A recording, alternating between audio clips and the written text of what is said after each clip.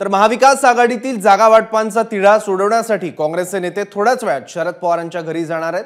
केसी वेणुगोपाल, प्रभारी रमेश चेन्नीथला आणि राज्यातील महत्त्वाचे नेते शरद पवारांची भेट घेणार आहेत।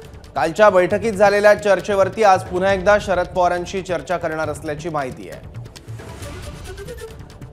पुन्हा एकदा जाऊयात आपला प्रतिनिधी राजू सोनवणेकडे। राजू, सौरभ, पाहतो आपण महाविकास आघाडीच्या जागा वाटपाच्या संदर्भात जे आहे ते काल तीनही पक्षांच्या नेत्यांची बैठक पार पडलेली होती। खरं तर उद्धव ठाकरे यांना राहुल गांधीची जी काही सभा आहे याचं इन्व्हिटेशन देण्यासाठी काँग्रेसचे नेते गेले असताना त्यांनी स्पष्ट केलं होतं की सभेच्या आधी जे आहे ते जागा वाटपाचा तिढा सोडवण्यात यावा, अशा प्रकारची जी आहे ती भूमिका उद्धव ठाकरेंनी घेतली होती। त्यामुळे काल आपण पाहिलं तातडीनं काँग्रेसचे नेते केसी वेणुगोपाल, प्रभारी रमेश चेन्नीथलाल आणि राज्यातील नेते जे आहे हे या बैठकीसाठी दाखल झाले होते। काल 2 ते 3 तासाहून अधिक काळ या संपूर्ण प्रस्तावावरती चर्चा केली होती, मात्र अद्यापर्यंत मार्ग निघू शकलेला नाही। आणि म्हणून आता पुन्हा एकदा काँग्रेसचे नेते जे आहेत ते थोड्याच वेळामध्ये शरद पवार यांच्या निवासस्थानी जातील आणि काल ज्या बैठकीत चर्चा झालेली आहे त्या संदर्भात शरद पवारांशी पुन्हा एकदा चर्चा करणार आहे।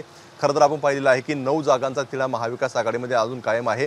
त्यामध्ये 7 जागा ज्या आहेत त्या काँग्रेस आणि शिवसेना असा जो आहे ते दोन्ही पक्ष या त्या 7 जागांवरती भूमिका जी आहे ती घेतलेली आहे। या 7 जागा आम्हाला मिळाव्या अशा प्रकारची भूमिका आहे आणि 2 जागांवरती शिवसेना आणि राष्ट्रवादीचा तिढा आहे। मात्र कुठतरी यातला अर्धा तिढा जो आहे तो सुटलेला आहे आणि आता काँग्रेस आणि शिवसेनेमधला 3 ते 4 जागांचा तिढा कायम आहे। त्यामध्ये रामटेक आणि सांगली या दोन्ही जागा ज्या आहेत ते शिवसेनेला मिळाव्या अशा प्रकारची भूमिका ठाकरे गटाने घेतलेली पाहायला मिळते। तर काँग्रेस सुद्धा या दोन्ही जागांवरती ठाम आहे। त्यामुळे यावरती तिढा नेमका कसा काढायचा, यावरती मार्ग नेमका कसा काढायचा यासाठी जे आहे काँग्रेसचे नेते आता शरद पवारांची भेट घेणार आहेत आणि शरद पवारांची भेट घेतल्यानंतर जवळपास आज अंतिम जे आहे ती चर्चा होण्याची शक्यता आहे।